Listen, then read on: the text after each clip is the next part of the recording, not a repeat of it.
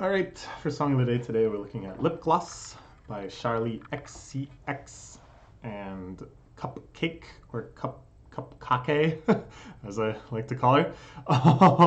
This track is so fantastic. I was super addicted to it around when it came out, and then every once in a while, I'll just have like the faintest memory of it.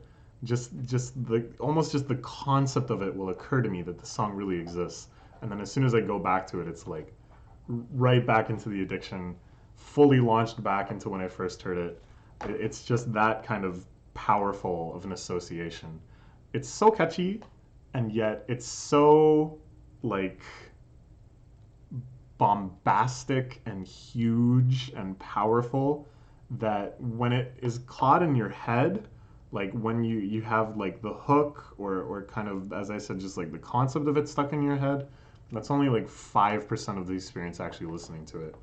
So similar to the KDB song we were talking about, it's what I would call like a UK pop club banger, where you have a lot of focus on like really catchy repetitive synth lines, and not so much on like percussive and bass.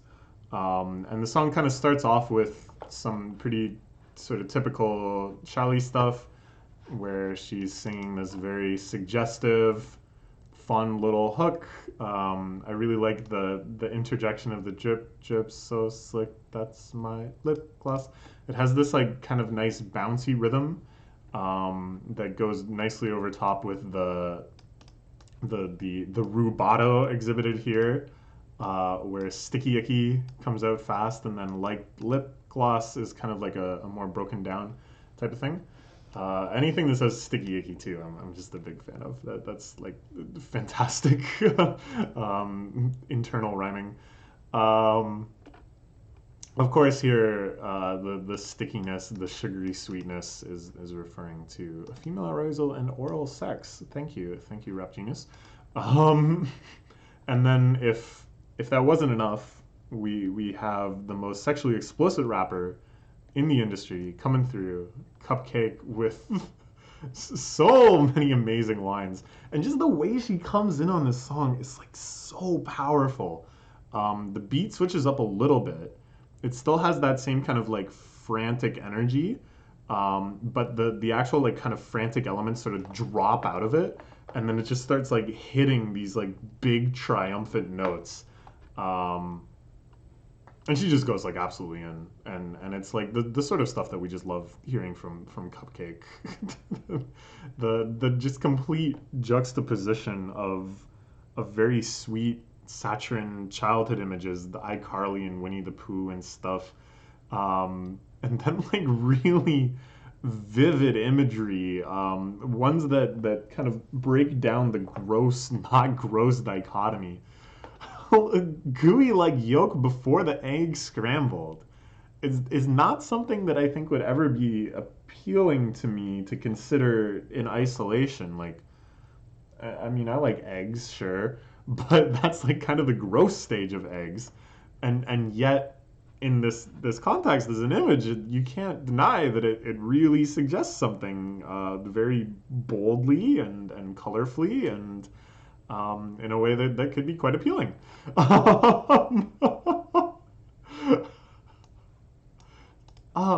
It's so good. It's just so good.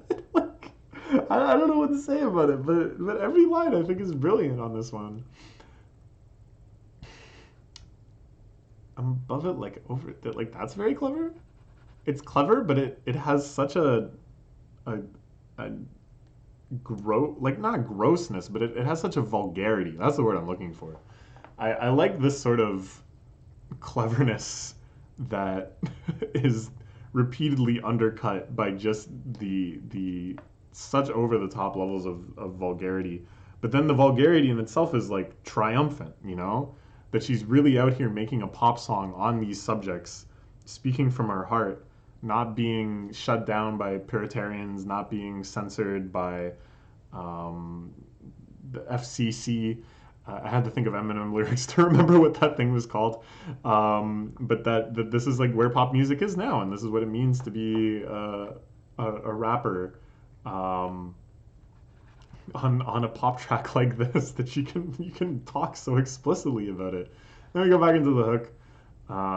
It's like the same hook. It's very kind of repetitive, hypnotic, kind of club banger stuff. And then she hits it even harder. Like the way she comes in on this second verse, when you've already anticipated, like you already know like how crazy she's gonna rap on this. And yet she ups the intensity on the second verse with this like super fast flow and these awesome vocal effects that kind of like layer her voice over top of it, so it has this like extremely hard hitting energy. Um, and then I don't know. I love the let's bring 100 girls to the room. What's your capacity?